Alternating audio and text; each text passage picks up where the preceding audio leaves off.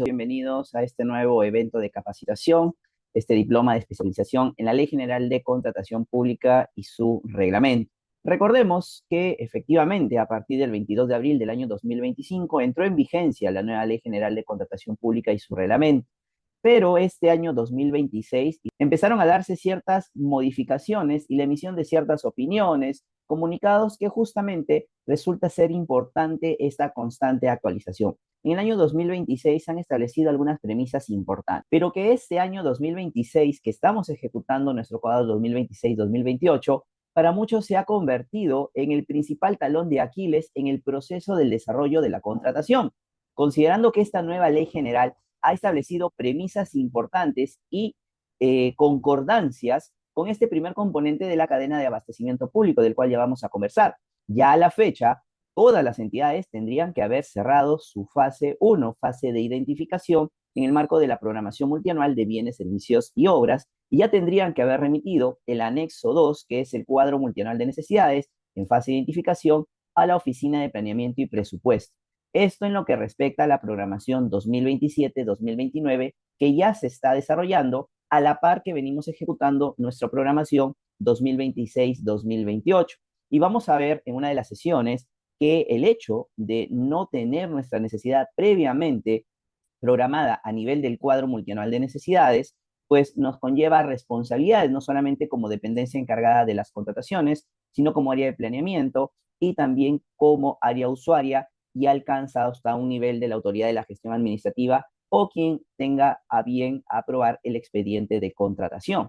Entonces, resulta importante conocer un poquito más sobre lo que es cadena de abastecimiento público, el marco de la programación multianual de bienes, servicios y obras, y esta fase 2 que se nos viene más adelante, pero aquellos que quizás no han podido elaborar la fase 1, orientarlos un poco en qué se refiere esta primera fase de la programación. Es uno de los temas que vamos a desarrollar a lo largo de este diploma de especialización.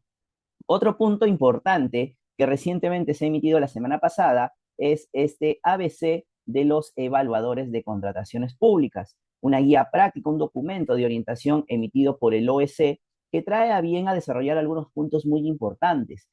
De esto de manera complementaria con la guía de actuaciones preparatorias emitida por la Dirección General de Abastecimiento. Vamos entrando muy rápidamente con este ABC de los evaluadores de contrataciones públicas. Por ejemplo, este ABC nos habla y nos define la situación que muchas entidades han estado preguntando a lo largo del año pasado y también en este año respecto a la designación de los evaluadores, específicamente del oficial de compra. Muchas veces se nos dice, bueno, si yo soy responsable de la dependencia encargada de las contrataciones, yo mismo me puedo autodesignar como oficial de compra o tiene que ser mi superior jerárquico, es algo que el ABC también nos comenta. También el ABC de evaluadores nos habla un poco más allá respecto a la actuación del suplente, este vacío normativo que encontramos en el reglamento, con la famosa frase de hasta que el suplente asume las funciones del titular, tomando su lugar de ahí en adelante, nos dice el reglamento, pero justamente este ABC de evaluadores nos indica hasta cuándo va a tener la participación de este suplente y lo vamos a ver en una de nuestras sesiones. Les hablaba de la guía práctica de actos preparatorios, este instrumento que se ha actualizado a partir de las modificaciones que se han dado en enero del presente año. Esta guía práctica que no viene sola, viene modificando algunos aspectos importantes en cuanto a lo que es la segmentación. Por ejemplo, la segmentación inicial de los procesos programados nos dice que debe considerarse los procedimientos desiertos que devienen del año anterior. Eso es algo novedoso, algo que no estaba claro con la normativa ni la guía anterior. Entiendo que en la primera segmentación del primer año no se ha realizado, pero en la segmentación del siguiente año va a tener que tenerse en consideración. También ha establecido algunas pautas importantes en cuanto a lo que es la interacción de mercado, el hecho exclusivo de que la sola modificación de un requerimiento a partir de la interacción de mercado no genera la obligación de realizar una nueva interacción de mercado, lo deja como una decisión discrecional del comprador público. Ha actualizado también esta guía de actuaciones preparatorias, los formatos correspondientes a la aprobación del el expediente de contratación, el formato de estrategia de contratación, el formato de interacción con el mercado, y ha incorporado dentro de la gama de documentos este formato de estrategia de contratación de los catálogos electrónicos de acuerdo marco, que justamente se cambió y se plasmó como única actuación en el marco de los catálogos electrónicos a partir de la modificación que se ha dado en el mes de enero. Entonces, tenemos bastante material para poder ir viendo en una de las sesiones. Vamos a ir analizando estos formatos, vamos a ir orientando el correcto llenado y a partir de ahí, pues, poder orientarles también a ustedes en una correcta gestión de sus contrataciones. También hemos tenido este documento emitido por el OEC de preguntas frecuentes sobre las contrataciones para atención de emergencias mediante el procedimiento de selección no competitivos, que viene acompañado de algunas mejoras a nivel del SEACE que se han dado en lo que son los procedimientos no competitivos en otras causales que no son la situación de emergencia. Por ejemplo, cuando veamos procesos no competitivos, vamos a ver este flujo que hemos venido compartiendo a lo largo del año pasado y lo hemos actualizado con una modificación a nivel de sistema importante que obviamente no es comunicada por el OEC, pero en el día a día uno se viene dando cuenta. En el caso exclusivo del registro de este proceso no competitivo, ojo, estamos hablando de los escenarios distintos a la situación de emergencia que es en vía regularización, donde ahora ya el sistema no te obliga a realizar esta invitación a través del SEACE, adjuntando documentos tales como la resolución de aprobación del proceso no competitivo, el informe técnico y el informe legal, que antes sí te exigía de manera obligatoria el sistema. Por ende, se puede dar no solamente la publicación a través de la invitación al proveedor, sino también la adjudicación y contar con el plazo que nos establece la normativa de 10 días para poder registrar la información respecto a la aprobación del proceso no competitivo, considerando que se realiza luego de haber seleccionado al proveedor. Recordemos que en la fase de actos preparatorios que se dan en los procesos no competitivos, lo que se busca es la identificación del proveedor. Y en la fase de selección ya viene la selección y a partir de ahí viene la aprobación. Entonces, esto a nivel de procesos no competitivos, que lo vamos a ver en una sesión en especial, y en los casos de procesos de situaciones de emergencia, viene un punto muy importante. Aparte que preguntas frecuentes nos establece algo que ya se ha conversado en un momento en cuanto a lo que es la diferencia entre situación de emergencia y estado de emergencia. Muchas entidades vienen confundiendo y vienen aplicando esos dos conceptos. También nos señala la importancia de que si bien es cierto, dentro del reglamento no se han establecido como documento o materia de regularización las bases, a nivel de esta guía de preguntas frecuentes sí se ha incorporado para situaciones de emergencia. ¿Qué quiere decir esto? Que al momento que yo regularizo procesos no competitivos en situación de emergencia, dentro de los documentos a regularizar también se encuentran las bases. ¿Okay? Y vamos a ver ciertas particularidades de los procesos no competitivos que también describe esta guía práctica y que se ha visto en el día. Por último, otro documento que se ha emitido dentro de este periodo, que resulta importante poder verlo y lo vamos a tocar en uno de los puntos, es la actualización del tablero de requisitos de calificación y factores de evaluación a partir, obviamente, de la resolución a partir de la resolución que modificó las bases estándar a partir también de las modificaciones que se dieron en el mes de enero. Recordemos que en el evento de enero no logramos tener la coincidencia con la modificación de las bases estándar. Ahora ya tenemos las nuevas bases y a partir de esta incorporación de las nuevas bases también tenemos lo correspondiente a las modificaciones de los factores de evaluación y algunas aclaraciones que se han dado a partir de estas modificaciones. Como pueden ver, ya a lo que es la normativa. ¿Cuál es el objeto de la ley y cuáles son las modificaciones que se han dado a lo largo de este primer año de la Ley General de Contratación Pública? Como toda norma tiene un objetivo. El objetivo principal es poder efectivizar el proceso de contratación de bienes, servicios y obras y que se puedan realizar de manera oportuna, regulando en el marco del SNA la participación de todos los actores que están involucrados en el proceso de contratación, como acabamos de ver. Ahora, la contratación pública no solamente se basa en comprar lo que nos llega, no, va a tener una estructura siguiendo estos eslabones del abastecimiento público a partir de la aplicación de los componentes de la cadena de abastecimiento público, encontrando el proceso de contratación en el segundo componente. Ahora, a lo largo del tiempo, desde emitida la ley en junio del 2024, esta norma ha tenido muchas modificaciones. En algunos de los casos ya vamos a ir viendo que han sido modificaciones muy bien dadas, por cuanto no habían regulado situaciones que necesitaban ser reguladas. Pero por otro lado, han habido modificaciones que no han tenido el impacto y se ha tenido que volver a cambiar. Miren, en este camino, de acuerdo al material publicado por el OEC, nuestra norma, sin entrar en vigencia, tuvo dos modificaciones y una precisión. Tuvo la primera modificación en julio con la ley 32.103 respecto al tema de incorporación, por ejemplo, de garantías. Luego tuvo una precisión con la ley 32.185 y una modificación con la ley 32.187, que es la ley de endeudamiento público. Para el año 2025 ya se publicó el reglamento, el Decreto Supremo 09 del 2025, el 22 de enero, y generó la entrada en vigencia de la ley y el reglamento a partir del 22 de abril del 2025. ¿Qué ha pasado durante este tiempo al día de hoy? Tuvo su primera modificación en diciembre del año pasado con la ley 32515, la incorporación de algunos puntos importantes en cuanto a lo que son supuestos excluidos. Luego tuvo una segunda modificación a partir del Decreto Supremo 01 del 2026, que se dio prácticamente una modificación del reglamento. Y por último, el decreto legislativo 1715, publicado el 4 de febrero de 2026, que también ha tenido una última modificación muy pequeña, que también lo vamos a ver a lo largo del desarrollo de nuestra sesión. Entonces, como pueden ver, la norma, a pesar de tener un año recién de vigencia, ha sufrido bastantes modificaciones. Ustedes pueden revisar material que se tuvo el año pasado a partir de eventos similares. Van a ver que han habido bastantes cambios, sobre todo con la implementación del último reglamento, que si bien es cierto, ha traído muchas mejoras en el proceso de la contratación, pero por ahí también tiene ciertas premisas pendientes. Recuerden que esta ley general tiene un punto por ahí en el diván.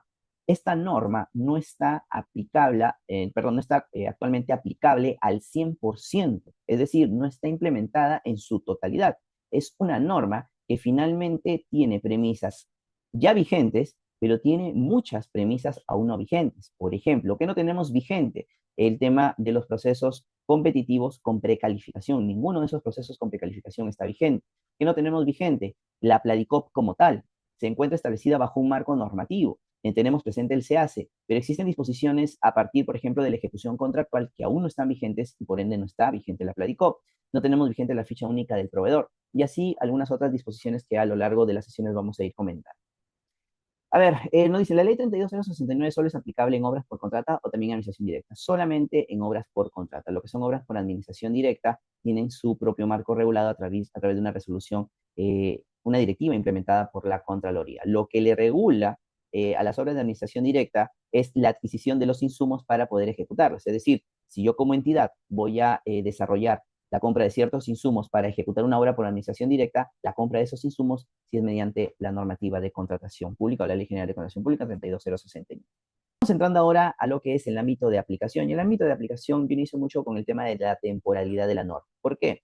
Porque a partir de la implementación de la normativa de contrataciones resulta importante determinar qué norma le aplica y a qué procedimientos le aplica. Y eso está orientado a partir de la cuarta disposición complementaria modificatoria de la ley, que nos indica que los procedimientos de selección iniciados antes de la vigencia de la ley se rigen por las normas vigentes al momento de su convocatoria.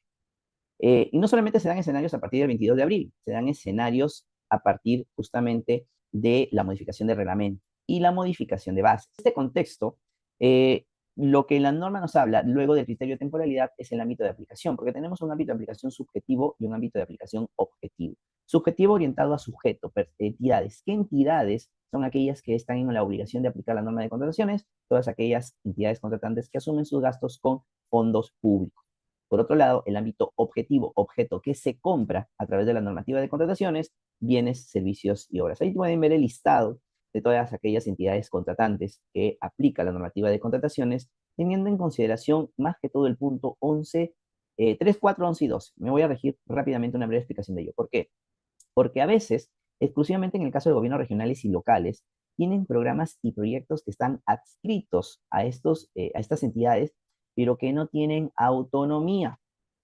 Es decir, por ejemplo, hay entidades municipales que tienen su programa de provías o un proyecto especial, pero este proyecto especial no tiene una autonomía, sigue rigiéndose jerárquicamente y presupuestalmente a la entidad local. Entonces, ahí estamos hablando de que la entidad contratante es el gobierno local. Distinto es que sea un órgano desconcentrado o una organización que tenga autonomía y capacidad para dicha decisión. Hay gobiernos regionales, por ejemplo, que sus gerencias regionales cuentan con dicha autonomía. Entonces, bajo ese escenario hablamos de una autonomía administrativa, una autonomía a nivel presupuestal que les permite estar registradas dentro del registro de entidades contratantes. Y como yo determino que están dentro del registro de entidades contratantes porque cuentan con un RUC distinto a la sede central. Enfoques tenemos en el marco del proceso de contratación? El enfoque de integridad, que es también un principio, promoviendo la ética y responsabilidad en la toma de decisiones. El principio de gobernanza, que busca que las gestiones que realicen los actores sean transparentes y eficaces a partir de una colaboración entre los actores. El enfoque de gestión por resultados, que garantiza la determinación de beneficios medibles para la sociedad, es decir, que el uso de los recursos públicos tienen que basarse a partir del impacto que pueda generar en cada uno de los ciudadanos. Este enfoque, pues definitivamente está bastante tergiversado. Lo vemos no solamente a partir de entidades, sino también en determinaciones de políticas públicas. Por ejemplo, se ha dado el caso donde se mide la ejecución del gasto a partir simplemente de ello, ¿no? Sin saber en qué beneficio trae consigo el uso de los recursos públicos en la población.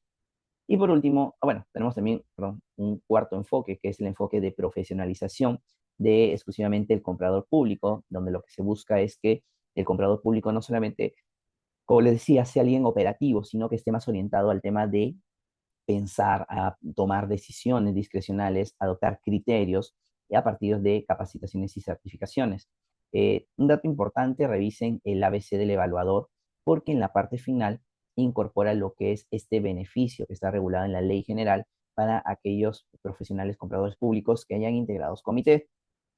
Ya ahí establece las condiciones, las premisas y cuándo tiene que presentarse, porque ese beneficio es a cuenta del gasto del recurso propio de la entidad. Entonces, quizás el año pasado fue un poco difícil implementar, dependía mucho de que la entidad pueda asignar recursos para ello, pero ahorita que estamos todavía a mitad de año puede darse la posibilidad de que se vaya ya estableciendo esta aplicación de este beneficio o incentivo económico para los compradores públicos que actúan como miembros de comités. Ojo, no es solamente por el hecho de actuar como comité, sino que yo debo de tener la posibilidad de cumplir las condiciones que ahí me establece. Bueno, y por último, este enfoque de gestión de riesgos, a partir del cual yo como comprador público pueda mejorar el uso de los recursos públicos, teniendo en cuenta los riesgos que pudieran generarse en el proceso de contratación. Hay muchos que hablan de que los actores dentro del proceso, tenemos al titular de la entidad, la autoridad de la gestión administrativa, no, no hay que confundirnos. Los actores del proceso de contratación inician con el ente rector, la Dirección General de Abastecimiento. Algo que con esta norma sí se ha incorporado, pero con la normativa anterior no estaba. La Dirección General de Abastecimiento en la 30225 no figuraba. ¿Justamente por qué? Porque no había esta alineación entre lo que es eh, SNA con la normativa de contrataciones. Luego tenemos a el OEC, el organismo técnico especializado. El OEC que no solamente realiza acciones de supervisión, sino también una acción de acompañamiento. ¿Qué implica este acompañamiento? Que da asistencia técnica. Ya hay proyectos de gran envergadura que cuentan con la asistencia del OEC, pero también se puede solicitar para que pueda participar el OEC en aquellos proyectos que las entidades consideren competentes. Luego tenemos las entidades contratantes, antes entidades públicas, ahora denominadas como entidades contratantes, los proveedores del Estado que pasan a ser actores dentro del marco del proceso de contratación. Lo que busca esta norma es incorporar a los proveedores como un aliado, tanto desde los actos preparatorios como en las etapas subsiguientes, por cuanto es un agente de mercado, es alguien que conoce sobre el producto, el servicio que yo requiero contratar, y la idea es de que en un primer momento, en actos preparatorios, me permita perfeccionar dicho requerimiento. Por último, tenemos a Perú Compras, que actúa como un organismo público ejecutor. Vamos viendo rápidamente sobre la DGA. La Dirección General de Abastecimiento tiene a su cargo las siguientes funciones. Aprobar la normativa y procedimientos en materia de abastecimiento. Si se han podido dar cuenta, el reglamento ha sido directamente aprobado por el MEF, eso siempre ha sido, pero las bases, tanto el año pasado como este año, han sido elaboradas por la Dirección General de Abastecimiento. Cabe señalar que por ahí se comenta que las primeras bases del 2025 las hizo netamente la DGA, pero las bases de enero de este año han sido con colaboración del OEC. Que hubiera sido, si es así, no hay ningún problema, porque sabemos que el OEC tiene más de 12 años haciendo bases, ¿no? Pero todo lo que corresponde a normativa y procedimiento lo realiza la DGA. También la difusión de la normativa del SNA. Ojo aquí, porque una vez me preguntaron, doctor, ¿qué vale más, una capacitación de la DGA o del OEC? Bueno, hay que tener en cuenta esta función, porque la DGA tiene una difusión de la normativa que comprende el Sistema Nacional de Abastecimiento. Es decir, aquí tenemos eh, programación multianual de bienes, servicios y obras, tenemos gestión de adquisiciones y tenemos lo que son administración de bienes. no se nos haga extraño ver a la DGA capacitando sobre las fases del cuadro multinacional de necesidades o del inventario de bienes patrimoniales, porque es parte del Sistema Nacional de Abastecimiento. El OS hace difusión de la normativa, pero de contratación pública. Otra función de la DGA es establecer disposiciones referidas a las buenas prácticas en materia de abastecimiento. Aquí ya la norma tiene consigo, por ejemplo, la aprobación de la guía de actos preparatorios, una guía práctica, una buena práctica que se intenta implementar. El OS, bueno, también ayuda en ello. Emite opinión vinculante en materia del SNA. Miren, durante mucho tiempo se estuvo diciendo, y a través de redes podía ver y leer, que muchos capacitadores, colegas mencionaban que la DGA había subsumido la función del OS de emitir opiniones y que las opiniones del OS no eran vinculantes, que valían solamente las opiniones que puede emitir la Dirección General de Abastecimiento y que a partir de ahí se tenía que solicitarle opinión vinculante a la DGA y no a el OS. Esto ha sido aclarado a través de la Directiva 06 del 2025, emitida por la Dirección General de Abastecimiento, que es la Directiva para la emisión de opinión técnica y opinión vinculante de la Dirección General de Abastecimiento. ¿Qué nos dice esta directiva en su numeral 5.3? De que la DGA sí va a emitir opinión vinculante, pero en temas que impliquen el Sistema Nacional de Abastecimiento. Es decir, cuando se haga una consulta que involucre dos componentes o más. Por otro lado, el OS es el que mantiene exclusivamente la función de emitir opiniones en temas de contratación pública. ¿Ok? Entonces, es más, aclaró que si tú le pides opinión a la DGA, como ente rector y es un tema netamente de contratación pública, la DGA le va a decir, OS, tú encarga. Entonces, las opiniones que emite el OS actualmente son opiniones vinculantes, sí. Doctor, ¿y por qué es importante conocer esto? Porque ya el órgano de control está mandando acciones de control, y eso podría advertirlo a algunos procesos o acciones de control más que todo en Lima, vamos a ver cómo se inicia en provincias, respecto a la aplicación de la opinión, que ya vamos a ver, donde literalmente prohíbe que los compradores públicos tengan la condición de locador de servicios. Ah, ojo con ese dato. No solamente está comunicando como una acción de control concurrente, pidiendo nulidad de procesos, sino como acción de control posterior, indicando de que se dieron acciones que contravinieron a la norma, generando responsabilidades en las entidades públicas. Eso es lo que está diciendo actualmente el órgano de control. ¿Amparado en qué? En la opinión emitida por el OS, donde claramente dice de que los locadores de servicio no pueden desempeñar funciones de compradores públicos. Así que tengamos bastante cuidado con ello.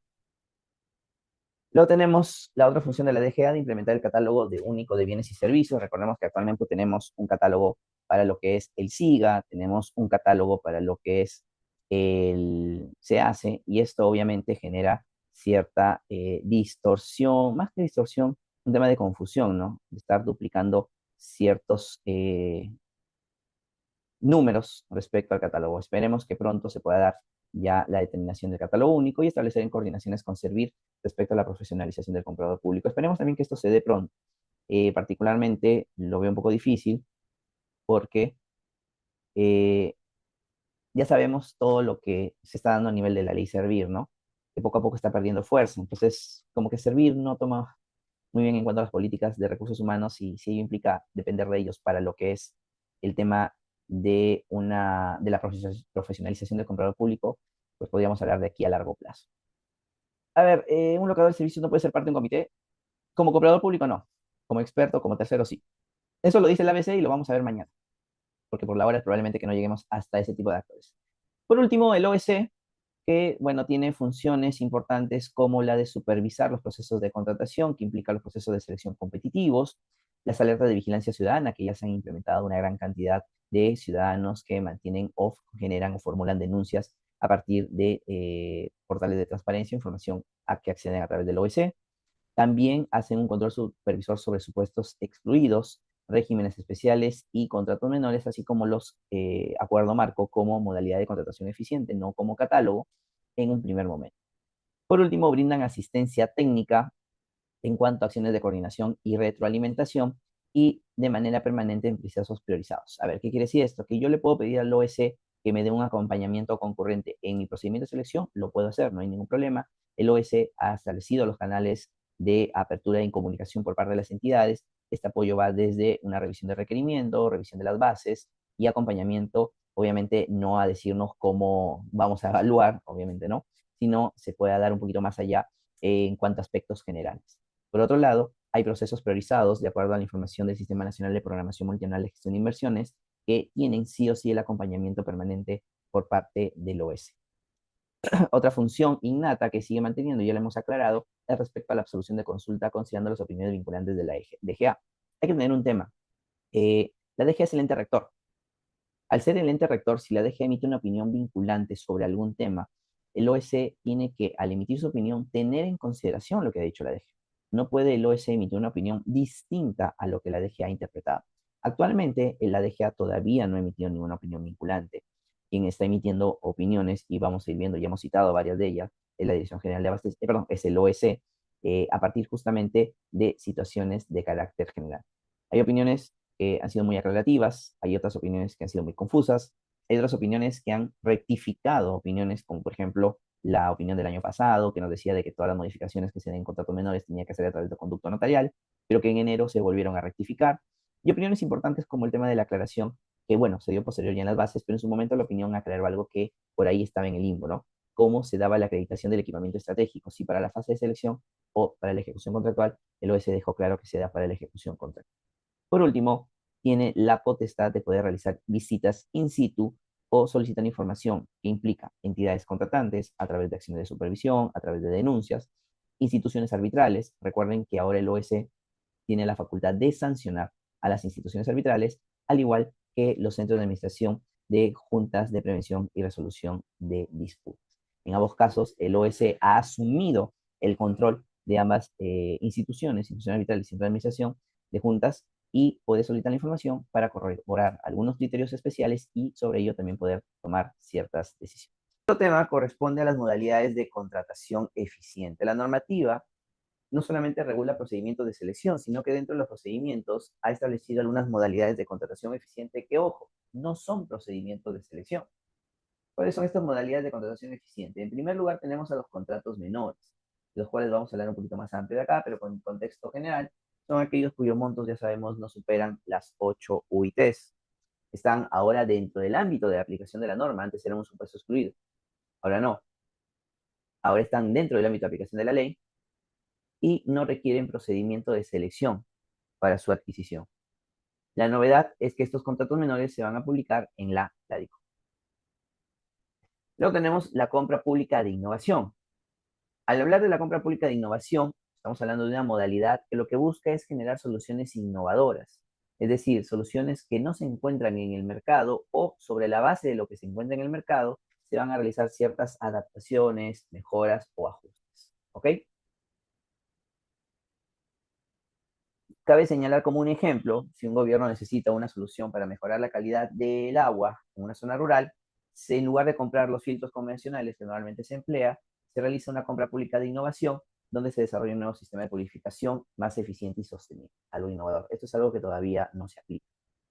Luego tenemos el acuerdo marco como una modalidad de contratación eficiente que, ojo chicos, el acuerdo marco como modalidad de contratación eficiente es diferente al catálogo electrónico de acuerdo marco como herramienta facilitadora. Y esto todavía quizás está un poco pendiente de poder explayar más a partir de los contextos normativos, porque la norma lo señala, en principio, que va a ser complementado con una directiva por parte de la DGA, pero la premisa inicial de los acuerdos marco como modalidad de contratación eficiente es para contratar bienes y servicios que no se encuentran en los catálogos electrónicos. Entonces, por ahí como que genera la confusión, porque sabemos que todo aquello que no esté en un acuerdo marco, perdón, en catálogo electrónico de acuerdo marco, se compra a través de otro tipo de procesos. No entenderíamos en qué caso vamos a acudir a un acuerdo marco. A ver, vamos a ver unas preguntas por acá. ¿La desafectación también se aplica a un contrato menor? Sí, Daniel, también se aplicaría a un contrato menor. No, chicos, no hay break. Son 2 horas continuas. ¿Qué es la Pladicop? Ahí justo Andrés un poquito habla sobre la Pladicop, que justamente ya vamos a hablar como dentro de las herramientas digitales, ¿ok? Herramientas facilitadoras de la norma. Otra modalidad eficiente regulada en la normativa es la compra corporativa. La compra corporativa que se va a dar para realizar la contratación de bienes y servicios a partir de la unión de necesidades de 2 o más entidades. Pueden ser facultativas u obligatorias. Recientemente, a inicio de año, se hizo una obligatoria y las conduce Perú O. Luego tenemos la compra centralizada. Esta compra centralizada que se va a realizar en casos muy especiales por temas estratégicos y complejidad o la especialización y se le encarga a Perú Compras para que lleve a cargo dicha compra centralizada. La norma también habilita a otras entidades contratantes. Ahí lo que se le encargan son todas las fases del proceso hasta la culminación de la ejecución contractual. Por último, tenemos las compras por encargo, que puede ser dado a otra entidad contratante, a Perú Compras o a un organismo internacional. Ahí se puede delegar desde las actuaciones preparatorias y también alcanza a la fase de selección. Para ello, se tiene que suscribir previamente el convenio correspondiente.